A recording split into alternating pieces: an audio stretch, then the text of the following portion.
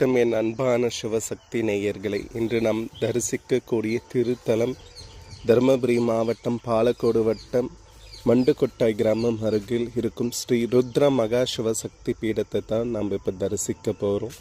இந்த திருத்தலம் நான் ஒரு சின்ன வயசு என்னோட கனவு.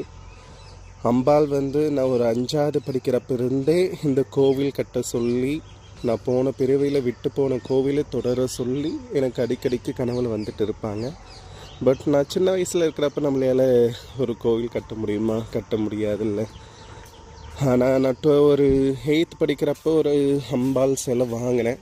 அம்பாள் சிலை வாங்கி பூஜை செய்ய ஆரம்பித்து அப்பிருந்து படிப்படியாக கொஞ்சம் கொஞ்சமாக ஒவ்வொரு சிலையாக வாங்கிட்டு இப்போ இந்த திருக்கோவிலை அமைச்சிருக்கேன். கோவில் இன்னும் நான் முழுசாக முடிக்கலை. பட் ஆனால் அந்த கோவில் இப்போ பேஸ்மெண்ட் போட்டு அதுக்கு மேலே சாமி சிலைங்களை மட்டும் வச்சு பிரதிஷ்டை பண்ணி பூஜை பண்ணியிருக்கேன். நம்ம பார்க்குற இந்த திருத்தலம் இது தான். இந்த கோவில் சுற்றியும் வயல்வெளிகள் தான். அந்த பக்கம் பார்த்திங்கன்னா வாழைத்தோப்பு, பின்னாடி நெல் தோட்டம், கரும்பு பயிர், தென்னை மரங்கள் எல்லாம். இந்த கோவில் கூட்டம் இல்லாமல் நெரிசல் இல்லாமல் ஒரு இயற்கை சூழ அமைதியான ஒரு திருத்தலமாக இருக்குது. நாம் எந்த நேரமும் இந்த கோவிலுக்கு சாமியை வழிபடலாம். ஏன்னா இந்த கோவில் எப்பயுமே ஓப்பனில் தான் இருக்கும். ஏன்னா சாமியை நான் வெட்ட வழியில் தான் அமைச்சிருக்கேன். பஞ்சபூதங்கள் சூழ இந்த சிவனுக்கும் பார்வதிக்கும் பிரம்மா, சரஸ்வதி, பெருமாள், ஸ்ரீதேவி, பூதேவி மும்மூர்த்திகள் தான் இங்கே மெயின் தெய்வங்கள். அதை சுற்றி பரிவார தேவதையாக ஃபஸ்ட்டு நம்ம பார்க்குற கடவுள் தான் மங்களகர கணபதி. மங்களத்தையே தரக்கூடிய இந்த மங்களகர கணபதியை பார்த்துட்டு நம்ம அப்படியே இந்த கோவில் ஆக்சுவலாக இப்போ இந்த கோவில் 4 பக்கமும் நான் வழி விட்டுருப்பேன். 4 பக்கம் வழியில் ராஜகோபுரம் கட்டுற மாதிரி. அடுத்து இந்த பக்கம் பார்த்திங்கன்னா முருகர் காட்சி தருவார், பாலமுருகர்.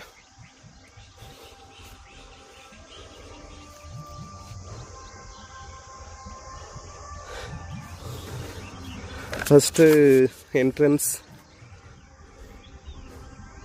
உள்ளே போனங்கன்னா அகத்தீஸ்வரர் நேராக காட்சி தருவார். அகத்தீஸ்வருக்கு பின்னாடி விக்னத்தை தணிக்கக்கூடிய ஸ்ரீ விக்ன விநாயகர் காட்சி தராரு.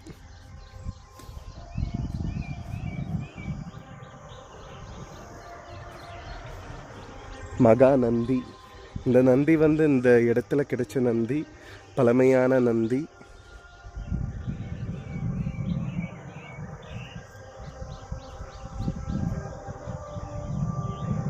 நீங்கள் நந்தியும் சிம்மமும் ஒரே இடத்துல பார்த்துருக்க மாட்டீங்க. பிகாஸ் அம்பாள் தனியாக, சிவன் தனியாக தான் வச்சுருப்பாங்க. பட் இந்த திருக்கோவிலை அம்பாளும் சிவனும் ஒரே சமயத்தராக காட்சி தரனால நந்தியும் சிம்ம வாகனம் பக்கம் பக்கமே இருப்பாங்க. நீங்கள் பார்த்தாலே தெரியும் அம்பாளும் சிவனும் பக்கம் இருக்காங்க.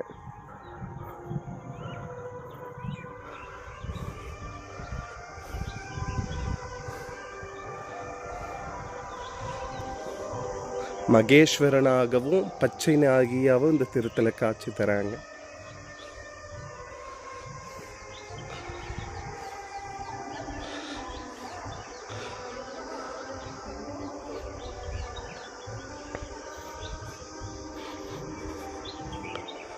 அப்புறம் நம்ம அப்படியே நேராக பார்த்தீங்கன்னா கிருஷ்ண துளசி. கிருஷ்ணரும் துளசியும் ஒரே சேராக இருக்கிற மாதிரி கிருஷ்ண துளசி.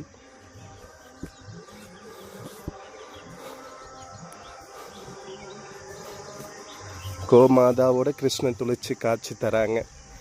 ஆக்சுவலாக துளசி ராதாவோட ஃப்ரெண்ட். துளசி கிருஷ்ணரேவும் விரும்புவாங்க. ஆனால் கல்யாணம் பண்ணிக்க முடியாத சூழ்நிலைனால கிருஷ்ணர் தன் மார்பிளையே துளசிக்கு இடத்தை தருவார். கருடாழ்வார், பெருமாளை தாங்கக்கூடிய கருடாழ்வார் காட்சி தருகிறார். சிறிய திருவடியா ஆஞ்சநேயரும் காட்சி தரார். சுருங்க சொல்ல போனால் இந்த பெருமாள் கோவிலே ஒரு தனி அற்புதம் தான். பிகாஸ் நான் ஒரு சாமி சிலை வாங்கிறதுக்கு போனப்போ மகாலட்சுமி சிலை, ஆக்சுவலாக மகாலட்சுமி சிலை கூட இல்லை, செஞ்சியம்மான இந்த சிலையை சாம்பி அம்பாளை செஞ்சுருக்காங்க. பட் மகாலட்சுமி நடந்து இந்த சிலைக்குள்ளே தூர்ற மாதிரி எனக்கு காட்சி தந்தாங்க. அதனால் சரி இந்த சிலை நம்மளுக்கு வேணும்னு சொல்லிட்டு நான் கேட்டதுக்கு தரமாட்டேன்ட்டாங்க. இந்த சிலை வந்து ஆர்டர் தந்திருக்கேன் நினச்சின்னு அவங்கக்கிட்ட கேட்டு பாருங்கன்னு ஃபோன் நம்பர் தந்தாங்க. கேட்ட உடனே அவங்களும் இந்த சிலையை வந்து எனக்கு தந்துட்டாங்க. வந்துட்டு இந்த மகாலட்சுமி சிலையை வந்து நான் கடையில் வச்சு பூஜை பண்ணிகிட்டு இருந்தேன். அப்புறம் மகாலட்சுமி கனவுல வந்து என்னோட கணவனுக்கு நீ கோவில் கட்ட மாட்டியான்னு கனவுல கேட்டனால திருப்பி இந்த பெருமாள் சிலையும் பூதேவி சிலை காஞ்சி அம்மான்னு சொல்லிட்டு, ஏன்னா அந்த சிலை வந்து செஞ்சி அம்மாவாக செஞ்சுருந்தனால செஞ்சி அம்மா என்கிற ஸ்ரீதேவியும் காஞ்சி அம்மா என்கிற பூதேவின்னு சொல்லிட்டு பெருமாளை வந்து யோக நாராயணனா இங்கே சமேதராக காட்சி தர மாதிரி நான் பிரதிஷ்டை பண்ணேன்.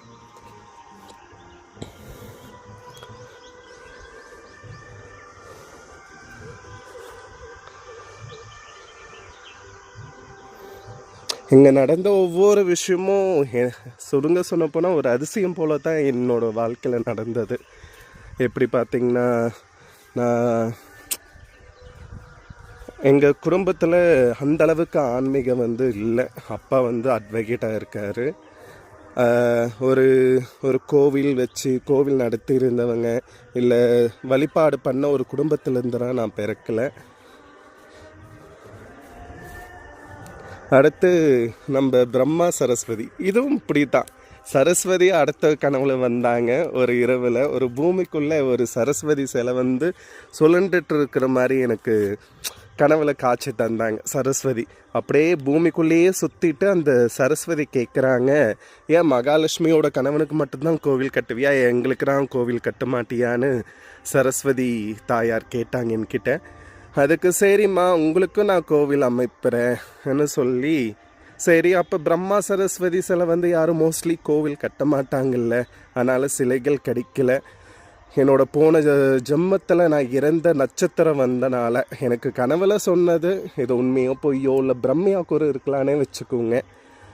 என் கனவுல வந்த மாதிரி நான் போன ஜென்மத்தில் இருந்த நட்சத்திரம் வந்தனால சரி நம்ம அந்த நட்சத்திரத்துக்குள்ளேயே சாமியை பிரதிஷ்டை பண்ணால் தான் இந்த கோவில் கட்ட முடியும்னு சொல்லிட்டு நான் கோவிலை வந்து கொஞ்சம் பேஸ்மெண்ட் மட்டும் போட்டு, இது ஒன்றான சொன்ன போனால் இந்த நிலத்துக்கு வழி இல்லை, மண் மலை, அந்த காலத்தில் ஃபுல்லாக மலையாக இருந்தது. நான் கோவில் கட்டுறப்ப வந்து மலை, ஃபுல் மலை, வண்டி ஏற்றிட்டு வரனாலும் ஜேசிபியில் வச்சு டிராக்டரை வந்து நுக்கிட்டு தான் எடுத்துகிட்டு வந்து பொருளெல்லாம் சேர்த்து வேண்டியதாக இருந்தது. நீங்கள் பார்த்தீங்கன்னா அந்த வயல் வழியில் தான் வர்றோம், உங்கள் ஃபுல்லாக களிமண். அந்த சூழ்நிலையும் இந்த கோவில் வந்து டக்குன்னு முடிக்கிறோன்னு ஒரு 2 மாதம்தான் டைம் இருந்தது. அதுக்குள்ளே எல்லா இதுவும் பண்ணுறோன்னு சொல்லிட்டு ரெடி பண்ணேன். பேஸ்மெண்ட் போட்டு சாமியெல்லாம் பிரதிஷ்டை பண்ணேன். அதனால தான் அரைகுறையாக இருக்குது. ஏதோ அடியனால் செய்ய முடிஞ்ச ஒரு பாக்கியம். பிரத்யங்கிரா, ருத்ர பிரத்யங்கிரா இவங்க ஆக்சுவலாக என்னோடய ஃபஸ்ட்டு சாமி வந்து நான் எங்கள் வீட்டு பக்கம் ஒரு வேப்ப மரத்துக்கிட்ட வச்சுருந்தேன். எனக்கு அடிக்கடிக்கு கனவு வரப்போ வந்து ஏதோ அமர்த்துற மாதிரி ஒரு, அது பிரம்மையாக இருக்கலாம் இல்லை கனவாக இருக்கலாம், அப்படி தோண்டிகிட்டே இருந்தது. அப்புறம் எங்கள் அப்பா அம்மா வந்து அக்காவோட கல்யாணம் பண்ணணும்னு சொல்லிட்டு வீடு வாடகை எடுத்துகிட்டு போயிட்டாங்க. ஏன்னா நாங்கள் இருந்தது ஒரு ஓட்டு வீடு. அதுக்காக ஆனால் எனக்கு அங்கே பழைய வீட்டை விட்டு போகிறதுக்கு மனசு இல்லை. எங்கள் பாட்டி இருந்தாங்க, நான் இருந்த வீட்டில் பாட்டியும் நான் மட்டும் இருந்து தனியாக இருந்தேங்க. ஸோ நைட் ஆனால் ஒரு பயம் வரும், பேய் வரும். அதுதான் சின்ன வயசில் தான் சொல்லுவாங்கள்ல பேய் கதை, அதுக்கேற்ற மாதிரி அந்த கதையரை நான் கேட்டுட்டு பயந்துட்டு இருந்தனால என்னோடய அம்பாள் அந்த இடத்த விட்டு நான் வெளியேறக்கூடிய ஒரு சூழ்நிலை எனக்கு வந்தது. அதனால் நான் என்னோடய அம்பாள், நான் சின்ன வயசுலேருந்து கும்பிட்ட பச்சையம்மன் சிலையை வந்து அந்த இடத்துலேருந்து எடுத்து நான் இப்போ ஸ்கூட்டி வச்சுருந்தேன், தூக்கி வச்ச உடனே அந்த வண்டி பஞ்சர் ஆகிட்டு. ஆனால் நான் நினச்ச அம்பாளுக்கு வந்து போக மனசு இல்லைன்னு சொல்லிட்டு அதனால் அப்படியே எடுத்து அங்கே வச்சு அந்த ஒரு இரவு இருந்தேன் எங்கள் வீட்லேயே சாமி சிலையை வச்சு. அம்பாலும் சரி நான் அக்கா வீட்டுக்கு வரேன்னு சொல்லிட்டு சொன்னனால நான் எடுத்துகிட்டு போய் நான் என்னோடய மென்ஸ்வேரில் பிரதிஷ்டை பண்ண இந்த பிரத்யங்கிரா தேவி வந்து நான் மென்ஸ்வேரில் பிரதிஷ்டை பண்ணியிருந்தேன். அங்கே எடுத்துகிட்டு போய் வச்சு நான் பூஜை பண்ணிவிட்டு அங்கேயே நானும் தங்க ஆரம்பிச்சிட்டேன். என்னோடய பாட்டி மட்டும் அந்த வீட்டில் இருந்தாங்க. நான் காலையில் ஆனால் நைட் மட்டும் அங்கே தங்கிப்பேன் சாமிக்கிட்ட. மார்னிங் ஆனால் நான் அங்கே என் பாட்டிக்கிட்ட போயிடுவேன். அது மாதிரி தான் அந்த சிலை வந்து எனக்கு ஒரு அற்புதமான ஒரு விஷயங்கள் வந்து என்னோடய வாழ்க்கையில் நடத்தினாங்க. அடுத்து நம்ம வராகி தேவியை பார்க்கலாம். இந்த வராகி தேவி சிற்பமும் வந்து ஒரு அதிசயம்தான். இந்த சிலையை வந்து செதுக்கிற இந்த சிற்பி வந்து வச்சுருந்துட்டு அந்த சிலை ஆர்டர் தந்தால் வந்து இல்லை எனக்கு இந்த சிலை பிடிக்கல, இந்த வராகி அம்மன் முகம் வந்து நேராக இருக்கிறோம் கொஞ்சம் கீழே சாஞ்ச மாதிரி வச்சுருக்காங்கன்னு சொல்லிட்டு சொன்னாங்க. சிலையை வச்சுருந்தாங்க. ஆனால் நான் வேறு சிலை எடுக்க போனப்போ இந்த சிலையும் அதே மாதிரி தான். நான் மகாலட்சுமி சொன்ன மாதிரியே வராகி தேவி இந்த சிலையில் வந்து காட்சி தர மாதிரி காட்சி தந்தாங்க. ஸோ நான் எடுத்துக்கினேன். ஏன்னா ஒரு கல்லை தூக்கி வச்சாலும் ஒரு அம்பாள் தான். ஒரு சின்ன பசங்க நாம் ஒரு பூஜை புனஸ்காரங்கள் பெரிய ஐயருங்களை கூப்பிட்டுட்டு வந்து ஒரு பெரிய ஓமம் நடத்தி தான் அந்த அம்பாள் வருவான்னு இல்லை. நம்ம ஒரு கல்லை தூக்கி ஒரு சிறிய ஒரு மண்ணை பிடிச்சு வச்சு நம்ம கும்பிட்டு அந்த அம்பாளை கூப்பிட்டா கூட அந்த அம்பாள் வருவா. ஒரு உண்மையான பக்திக்கு இணங்கக்கூடியவ தான் அந்த தாய் பரமேஸ்வரி. அடுத்து இந்த சிலையும் ஒரு அற்புதம் தான். எனக்கு ஒரு கனவு வந்துட்டே இருக்கும். ஒரு ஆற்றுல வந்து ஒரு சிலை இருக்கிற மாதிரி அந்த சிலையை வந்து ஊராளுங்க வந்து கோவில் கட்டி பூஜை பண்ணி இருந்திருக்காங்க. ஆனால் ஒரு இந்த நம்ம ஊர்க்காரங்களை பற்றி தானே தெரியும். ஊரில் எதுனா ஒரு விஷயம் நடந்தால் ஐயருங்களை கூப்பிட்டுட்டு வர்றோம், இல்லை யாருங்களோ மந்திரவாதிகளை கூப்பிட்டுட்டு வந்து என்ன ஏதுன்னு பரிகாரம் கேட்குறப்ப அந்த ஆளுங்க சொல்லியிருக்காங்க, இது மாதிரி இந்த அம்பாள் வந்து ருக்ரமாக இருக்காமா. இது என்ன ருக்ரமாக இருக்குது, அம்பாள் அவ்வளோ சாந்த முகம். என்ன ஒன்று இடுப்பில் வந்து கத்தியும் கைடையும் வால் வச்சுருக்காங்க. அதனால இவங்க வந்து ருக்ர ரூபமாக இருக்குன்னு சொல்லிட்டு இந்த அம்பாலை போய் ஆற்றுல விட சொல்லியிருக்காங்க. ஊட்டமலை தாண்டி அஞ்சட்டி போகிற வழியில் இந்த அம்பாலை விட்டுருக்காங்க. பட் எனக்கு அதுதான் தெரியல. எனக்கு கனவுல அது மாதிரி வந்தது. ஆனால் எங்கேயோ ஆற்றுல தண்ணியில் இருக்கிற மாதிரியே சொல்லிட்டு இருந்தது. இந்த கோவிட் டைமில் வந்து என்னோடய மாமனாருக்கு கொரோனா வந்தது. ஸோ அவருக்கு பூஜை பண்ணணும்னு சொல்லிட்டு காவேரியிலேருந்து தண்ணி எடுத்துகிட்டு வரணும்னு சொல்லிட்டு நான் இந்த வழியில் போனால் செக் போஸ்ட் பிடிச்சிப்பாங்க. ஸோ நான் இங்கே அஞ்சட்டி வழியில் வந்துட்டு முன்னாடியே இந்த ஊட்டமலை பக்கமே நான் தண்ணி எடுத்துகிட்டு இருக்கிறப்ப தான் குளிச்சுட்டு நீராடிட்டு தண்ணி எடுத்துங்க. அப்போ வந்து என்னோடய மச்சான்கிட்ட சொன்னேன். என்னோடய மச்சான் சும்மானா பொரியல் கிடைச்சா நல்லா இருக்கும்னு ஒரு விளையாட்டு வாக்கில் சொன்னார். அதுக்கு நான் என்னோடய அம்பாள் சிலை எனக்கு ரொம்ப நாள் கனவுல வந்துட்டு இருக்குது, அந்த அம்மன் சிலை கிடைச்சா நல்லா இருக்குன்னு சொல்லிட்டு நான் சொன்ன உடனே எனக்கு ஒரு திடீர்னு எதுக்கு இந்த ஞாபகம் வந்துச்சு. நம்ம தேடி பார்க்கலான்னு தேடினப்போ அங்கே சிலை கிடைக்கல. ஏமாற்றோம். என்னோடய மச்சான் கூட வந்த ஃப்ரெண்ட்ஸ் எல்லாம் என்னை கிண்டல் பண்ணி ஓட்டினாங்க. சரி கால் ஏறி உட்காந்து அழுந்துட்டே நான் ஏறி உட்காந்து நான் தான் கார் ட்ரைவ் பண்ணேன். போயிட்டே இருக்கிறப்ப சரி காவேரி வெளியிலே போயிடலாம், இப்போ என்ன ஏது போய் நம்ம இங்கேருந்து தானே போகிறோங்கன்னு சொல்லிட்டு போகிறேன்.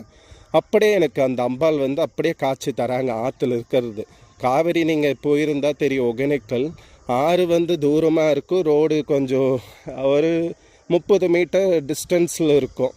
ஆனால் நான் கார் ஓட்டிகிட்டு போயிருக்கிறப்ப அந்த காட்சி தந்த அம்பாள் வந்து நான் உடனே சடனாக காரை நிறுத்திட்டு போகிறேன். குடுகுடுன்னு நான் போய் ஓடி பார்த்தா ஆற்றுல. உங்களுக்கு ஒரு விஷயம் யோசிச்சு பாருங்க, ஆற்றுக்குள்ளே இருக்கிற அம்பாள் எப்படி எனக்கு தெரியவா? அது கார் டிரைவ் பண்ணிட்டு போயிட்டு இருக்கிறப்ப தெரிஞ்சது. அது ஒரு அற்புதமான ஒரு மெய்சிலிருக்கக்கூடிய ஒரு விஷயம். அந்த அம்பாள் வந்து பண்ண ஒரு விஷயம். இறங்குற என்னோடய மச்சான் கேட்குற, ஏங்க மாமா காரை நிறுத்துறீங்க?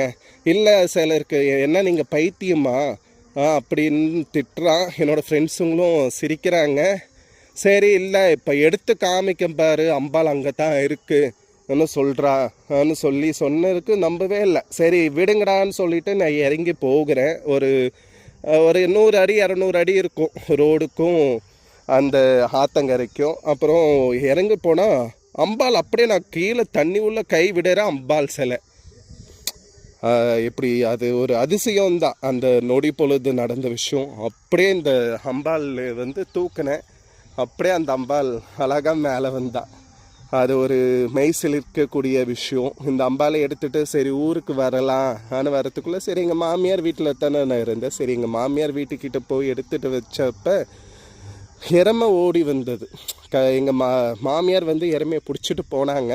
அந்த எருமை வந்து இந்த சிலையை ஃபுல்லாக தடவந்த நாக்கால் நக்கி ஏதோ அந்த எருமை வந்து சாமியை வழிபடுற மாதிரி. அந்த எருமைக்கும் இந்த அம்பாளுக்கு என்ன ஒரு பூர்வஜம் தொடர்புன்னு தெரியல. ஆனால் அதுவும் அந்த ஒரு விஷயமும் நடந்தது. ஆனால் அங்கே இருந்தவங்க எருமை வந்து நக்கிருச்சு, சிலையை வைக்காத அது இதுன்னு சொன்னாங்க. என்னோடய குருவும் வந்து கேட்டிருக்கு, சிலையை எங்கே ஆற்றுல கிடச்சிச்சோ அங்கே போய் விட்டுரு, அந்த சிலை வேணான்னு சொன்னார். ஆனால் என் குரு கூட ஒருத்தர் இருந்தார். அவர் வைக்கார, உன்னை தேடி அந்த அம்பாள் வந்திருக்கா, அதனால் இவங்களை எடுத்துகிட்டு போய் நீ எங்கன்னா வச்சு பூஜை பண்ணுன்னு சொன்னாங்க. என் கடையிலே வைக்கலான்னா என்னோட கூட அடிக்கடிக்கு கடைக்கு வருவார், அவர் விட மாட்டாருன்னு. சரி, எங்கள் நிலம் இப்போ இங்கே இருக்கிற நிலம் இது தான் ஒரு அதிசயமே. இங்கே வந்து இது மஞ்சள் தோட்டம். இங்கே 10 ஏக்கர் இருக்குது கடைசி வரைக்கும். இங்கே ஒரு புளியா மரம் இருந்தது, அந்த வீடு இருந்த இடம். அது ஆக்சுவலாக வீடாக இல்லை, கிணத்து டிட்டு புளியா மரம். அந்த புளியா மரத்துக்கிட்ட வந்து இந்த அம்பாலை வந்து நான் பிரதிஷ்டை பண்ணேன். ஏன்னா இங்கே தானே என்னோடய குரு வரமாட்டார். பிரதிஷ்டை பண்ணி நாட்கள் ஓடியது. இந்த அம்பாலே வந்து எனக்கு உத்தரவு தந்தா, எல்லா திருமேனிங்களும் எடுத்துகிட்டு வா, கடையில் வச்சுருக்கிற எல்லா கோவில் கட்டக்கூடிய நேரம் வந்தது. இந்த அம்பாள் வந்து எனக்கு சொன்னனால எல்லா திருமேனிங்களும் வண்டியில், என்னோடய ஃப்ரெண்டு ஒருத்தர் கார்த்திக், அவர் இறந்துட்டார். அவங்க தம்பி எல்லாரும் ஒவ்வொரு சிலையாக ஸ்கூட்டியில் வச்சு எடுத்துகிட்டு வந்தேங்க. என்கிட்ட பணம் பற்றாக்குறப்ப எல்லாம் எடுத்துகிட்டு வந்து ஒவ்வொரு சிலையாக அந்த மந்திட்டு மேலே வச்சு, உங்களுக்கு அந்த ஃபோட்டோஸ்லாம் நான் லாஸ்ட்டாக வீடியோவில் போடுறேன்.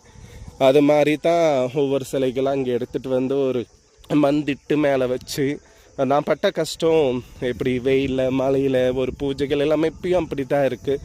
அது ஒன்றும் இல்லை, என்னை பொறுத்த வரைக்கும் ஒரு சிறிய ஒரு பிள்ளை பிச்சு வச்சாலும் அது அந்த தெய்வம் ஏற்றுக்குவா. அதனால் என்ன சொல்ல, அப்படி எடுத்துகிட்டு வந்து இந்த அம்பாள் உத்தரவு மூலியமாக தான் இந்த கோவிலே வந்து அமைஞ்சது. அதனால தான் அந்த தாயை வந்து நான் மூல தெய்வமாக இருக்கட்டும்னு சொல்லிட்டு குபேந்திர மூலையில் வந்து அந்த தாயை வந்து நான் பிரதிஷ்டை பண்ணேன். அடுத்து இவ்வளோ நேரம் சொன்ன கதைகள்னு சொல்கிறதில்ல, என் வாழ்க்கையில் நடந்த அதிசயங்கள், நான் பெற்ற பாக்கியம் அனைத்தையும் தந்தவள் தான் இந்த தாய். நான் 7வது 8 எனக்கு சரியாக ஞாபகம் இல்லை. அப்போ தான் இந்த அம்பாலே நான் வாங்கினேன். எவ்வளோ சண்டை எங்கள் வீட்டில். அப்பா கிட்டே நான் சூசைட் பண்ணுறா சொல்லி மிரட்டி இந்த அம்பாள் நான் கோழிராக வளர்ப்பேன், அதை தான் விற்று அந்த காசில் வாங்கின சிலை. இந்த அம்மன் தான் எனக்கு ஸ்ரீ பச்சையம்மனை சொல்கிறோட நான் ஃபஸ்ட்டு நாகம்மனை வழிபட்டு இருந்தேன். அதுக்கப்புறம் கருமாரியை வழிபட்டேன். அதுக்கப்புறமா தான் என் குலதெய்வமான பச்சையம்மனை நான் வழிபட்டேன். ஆனால் 3 பேரையும் நம்ம எப்படி ஒரு சேராக வழிபடுறதுன்னு நினச்சிட்டே இருக்கிறப்ப 3 தெய்வங்களும் ஒரே ரூபமாக அந்த சிலையில் வந்து ஐக்கியமாகிற மாதிரி எனக்கு காட்சி தந்தாங்க. அதனால் இந்த அம்பாளுக்கு ஸ்ரீ நாக கருமாரி பச்சையம்மன்னு பேரை வச்சு இந்த அம்மாவை நான் வழிபட்டு இருந்தேன். இவங்க தான் எனக்கு கனவுல சொன்னது எல்லாமே, இந்த கோவில் கட்ட உத்தரவு தந்தது எல்லாமே. ஊர் உலகத்தில் 1000 கோவில் இருக்கலாம், 1000 பேர் என்னலாம் குறி சொல்கிறாங்க, ஏமாத்துறாங்க, ஏதோ ஒன்று. எல்லாரும் நல்லது தப்பு ஏதோ அவங்க இஷ்டம் போல் செய்கிறாங்க. அதே மாதிரி தான் எனக்கு ஏதோ நான் கண்ட சின்ன வயசு கனவுலேருந்து நான் யார்கிட்ட டொனேஷன் வாங்கல, எதுவும் இல்லை. என் தனிப்பட்ட முறையில் கொஞ்சம் கொஞ்சமாக நான் சம்பாதிக்க இந்த கோவிலை வந்து நான் கட்டிகிட்டு இருக்கேன்.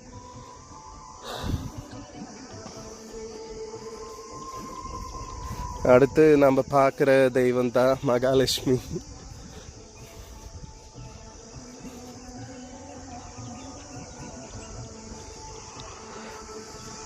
ஆக்சுவலாக நம்ம கோவிலை சுற்றி பார்க்கனாலே ஒரு அரை மணி நேரம், ஒரு 1/4 மணி நேரம் தான் ஆகும். பார்த்தீங்களா, பக்கமே இது கோவில் தான். கோவிலோட ஒட்டியே நெற்பயிர் சுற்றி அந்த பக்கம் ஏரிக்காவை வரும். சாமிங்க ஒவ்வொரு டைரெக்ஷனாக இருக்கிறதுனால நம்ம உள்ளே வெளியே வந்து தான் பார்க்க முடியும். ஆனால் இப்போ நான் கோவில் வந்து முழுசாக அமைக்கிறப்ப எல்லாமே உள்பக்கமாக இருந்தே சாமியை தரிசனம் பண்ணுற மாதிரி தான் பிளான் பண்ணி கோவிலை கட்ட போகிறேன். யோகா ஆஞ்சநேயர்.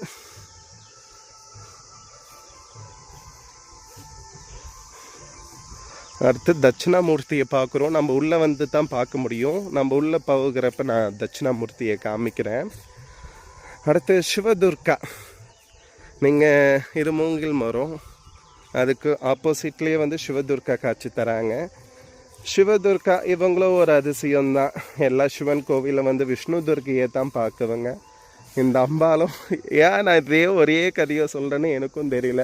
ஆனால் ஒவ்வொரு தெய்வமும் எனக்கு நான் சிலை எடுக்கிறப்ப அவங்களே வந்து ஐக்கியமாகி அவங்களே இந்த சிலையை எடுத்துகிட்டு போ, நான் தான் அதில் இருக்குன்னு சொல்கிற மாதிரி தான் இந்த அம்பாலும் சொன்னாங்க. அதே மாதிரி தான் இந்த அம்பாலமும் எடுத்துகிட்டு வந்து பிரதிஷ்டை பண்ணேன். இந்த கோவில் கடக்காலை கட்டினவர் வந்து விநாயகருக்கு வந்து ஒரு 11 நாள் விளக்கேற்றி பூஜை பண்ணுறோன்னு சொல்லிட்டு பூஜை பண்ணிவிட்டு எல்லா சாமியும் சுற்றி வரப்போ வந்து இந்த அம்பாள் கிட்ட வந்து நின்று பிரார்த்தனை பண்ணுறப்ப அவங்களுக்கு அந்த அம்பாளோட கண் வந்து இயற்கையாகவே டக்குன்னு திறந்து மூடின மாதிரி காட்சி தந்தாங்களாம். நான் சிவன் கிட்ட பூஜை பண்ணிட்டு இருந்தேன். ஏன்னா அம்பாள் கண் திறந்துட்டாங்க, வாங்க பார்க்கலான்னு வரத்துக்குள்ளேயே கண்ணை மூடிட்டாங்கன்னு சொல்லிட்டு ஒரு மைசில் இருக்கிற மாதிரியான விஷயத்தை வந்து எனக்கு சொன்னாங்க. ஆனால் நான் வந்து பார்க்கல. அடுத்து மங்களத்தை தரக்கூடிய மங்களகர சனீஸ்வரனாலே பயப்படுவாங்க. ஆனால் இந்த சனீஸ்வரன் வந்து மங்களகரமாக இருப்பாங்க. மங்களத்தை தரக்கூடிய மங்களகர சனீஸ்வரன் காட்சி தராரு. நான் சொன்ன மாதிரி பாருங்க, மும்மூர்த்திகளும் ஒரே நேர்கோட்டில் இருப்பாங்க. தட்சிணாமூர்த்தியை நம்ம பார்க்கலன்னு சொன்னல, அந்த தட்சிணாமூர்த்தியை உள்ள பார்க்கலாம். இவங்களுக்கு அது இல்லை, ஏன்னா தட்சிணாமூர்த்தி நானே தான் எடுத்துட்டு வந்தேன்.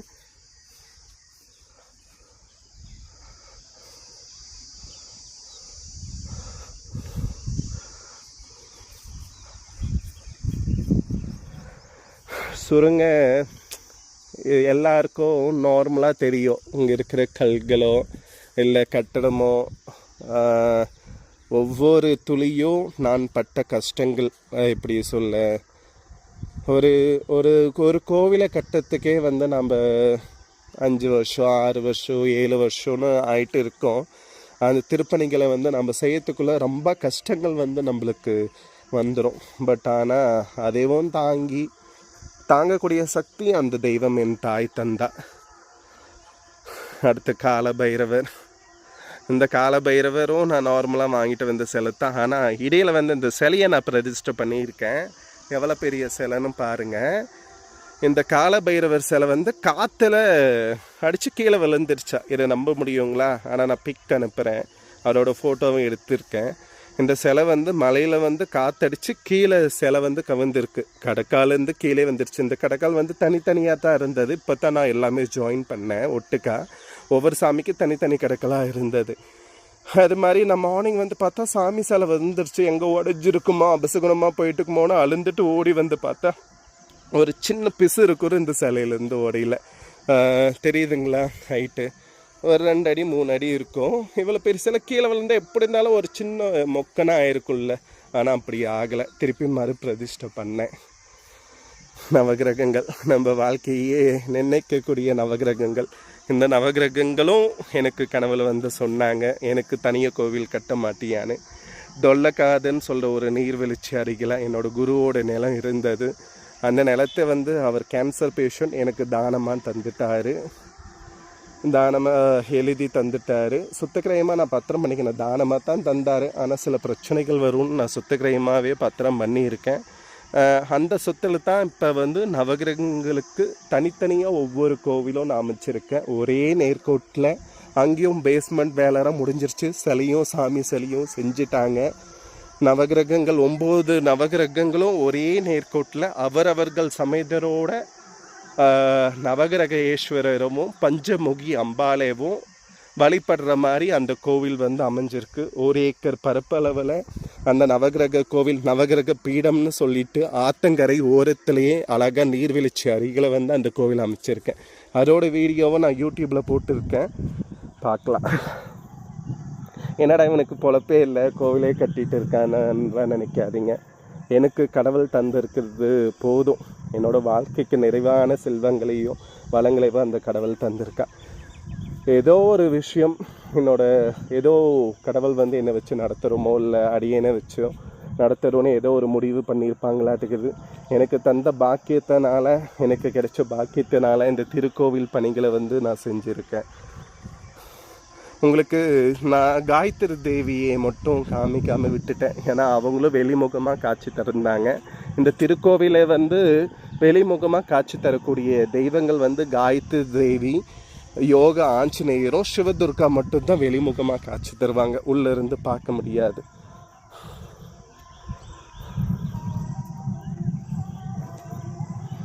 வேதங்களுக்கு அதிபதியான காயத்ரி தேவி.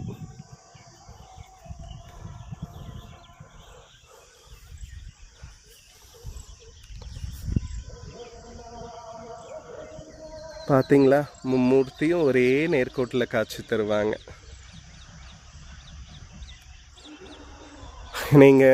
நான் சிம்பிளாக ஒரு விஷயம் சொல்கிறேன். பணம் பதவியும் தேவையில்லை, பொன் பொருளும் நாடவில்லை, முருகா உன் அருள் போதுமேன்னு சொல்கிற மாதிரி எனக்கு எல்லாம் தந்த அந்த இறைவன்கிட்ட நான் கேட்குற ஒரு விஷயம், இந்த கோவிலை நான் முழுமையாக முடித்து ஒரு குங்காபிஷேகம் பண்ணால் என்னோடய வாழ்க்கையோட கடனே தீர்ந்த மாதிரி. கூடிய சீக்கிரம் இந்த கோவிலோட திருப்பணியை நான் முடிப்பேன். அது மட்டும் இல்லாமல் நீங்கள் பார்த்துருக்கீங்க, ஒவ்வொரு சிலையும் தூரமாக இருக்கும். ஆனால் இந்த சிலைங்களுக்குள்ளேயும் சிலைங்க சுற்றியும் 44 பரிவார தேவதைகளோட மும்மூர்த்திகள் 4 ராஜகோபுரத்தோடு இங்கே காட்சி தர மாதிரி இந்த கோவில் திருப்பணி நான் செய்ய இருக்கிறேன். இங்கே தசமகா வித்யாக்கள், அவதாரங்கள், அஷ்டலட்சுமிகள் எல்லாம் இங்கே நம்ம இந்த திரு ஆலயத்துக்கு வந்தால் எல்லா தெய்வங்களும் ஒரே இடத்துல நம்ம வழிபடக்கூடிய ஒரு வாய்ப்பு நம்மளுக்கு கிடைக்கும், ஒரு பாக்கியமும் தந்துருவாங்க. நம்ம பெரிய பெரிய கோவிலுக்கு போயிருப்பேங்க, ஆனால் அந்த ஒரு அமைதி சூழ்ந்த நிலை இந்த திருக்கோவில் இருக்கும். நீங்கள் பார்த்தாலே தெரியும். இந்த பக்கம் பாருங்கள், வாழைத்தோட்டம், அந்த பக்கம் கரும்பு. இந்த கோவிலுக்கு ஆப்போசிட்டே கிணறு இருக்கும். இதே தான் நான் திருக்குளமாக பண்ணலான்னு இருக்கேன். கிணத்துல தண்ணி ரப்பாக இருக்கும். இப்போ இறைச்சிருக்காங்க, கரும்புக்கு இறைச்சினால இதை திருக்குளமாக மாற்றிடுவேன். கோவில் அதுக்கு ஆப்போசிட்லேயே தான் இருக்குது. கிழக்கு முகமாக காட்சி தர மாதிரி. சுருங்க சொன்ன போனால், நம்ம இது மாதிரி ஒரு ஆலயங்களுக்கு யாரும் அதிகமாக வர முடியாத ஒரு ஆலயங்கள், வெளிப்பாடு இல்லாத ஒரு ஆலயத்துக்கு நாமளே இந்த தெய்வங்கள் தான் நம்ம கை தொட்டு நம்ம அபிஷேகம் பண்ணி அலங்காரம் பண்ணி பூஜை பண்ணுற வாய்ப்பு இங்கே இருக்குது. ஏன்னா சாமி நீங்கள் ஒரு மணிக்கு வந்தால் கூட நீங்களே யாரை கேட்க போகிறாங்க, நான் கேட்க மாட்டேன். நீங்கள் உங்கள் கையாலேயே பூஜை பண்ணலாம். பூஜை பண்ணி நீங்கள் 1 மணிக்கூறும். நான் ரீசெண்டாக ஒரு வாட்டி வந்திருக்கப்ப ஒரு 11 மணிக்கு எதிர்ச்சியாக வந்தேன். ஒரு அம்மா வயசான அம்மா உட்காந்து சிவன்கிட்ட அழுந்தாங்க. ஆனால் அந்த அழக்கூடிய விஷயம் கஷ்டமானது தான். ஆனால் அவங்க மனக்குறையை தீக்கிற ஒரு கோவில் நட சாத்தி இருக்குன்னா கஷ்டம் தானே. ஆனால் இங்கே வெட்ட வழியில் தான். அதனால தான் மண்டபத்தில் வைக்கிற மாதிரி மேலே மேல்கூரை அமைக்கிறோம். மேல் விமானமும் கட்ட போகிறேன். அதனால தான் 4 மண்டபங்கள் இருக்கிற மாதிரி இந்த கோவிலை அமைச்சேன். எந்த நேரமும் நம்ம வரலாம். இப்போதைக்கு இவங்களுக்கு விமானங்கள் இல்லை, ஆனால் அந்த பஞ்சபூதங்களே இந்த கோவிலுக்கு விமானங்களாக இருக்காங்க. அந்த திருப்தியோடு இந்த கோவிலை நீங்களும் தரிசிக்கலாம்.